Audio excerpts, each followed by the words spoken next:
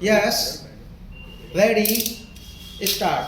Now I come to this governing clause which I just referred to with regard to the second 5-year plan, namely that the second 5-year plan should be based on the physical needs of the pupil.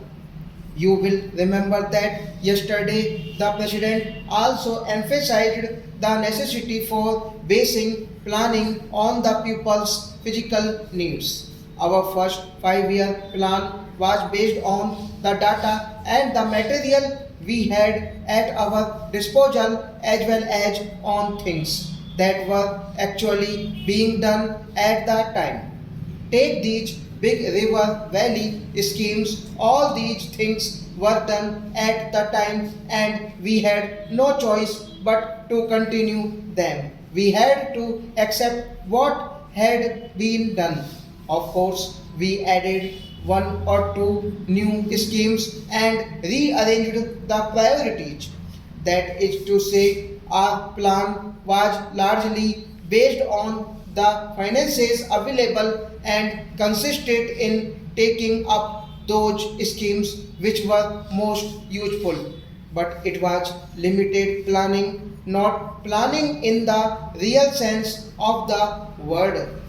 The conception of planning today is not to think of the money we have and then to divide it up in the various schemes, but to measure the physical needs, that is to say, how much of food the pupil want, how much of clothes they want, how much of housing they want, how much of education they want, how much of health services they want, how much of work and employment they want, and so on.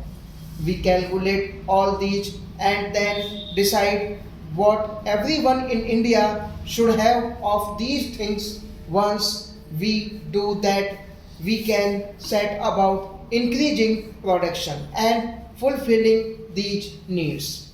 It is not a simple matter because in calculating the needs of the pupil, we have to calculate on the basis not only of an increasing population but of increasing needs.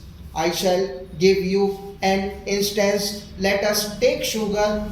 Our people now consume much more sugar than they used to, with the result that our calculations about sugar production went wrong.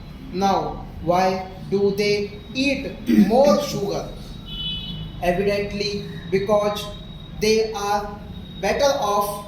If a man getting 100 rupees finds his income increased to 150, he will eat more sugar, buy more clothes, and so on. Therefore, in making calculations, we have to keep in mind that the extra money that goes increases consumption and thereby higher needs of goods stock.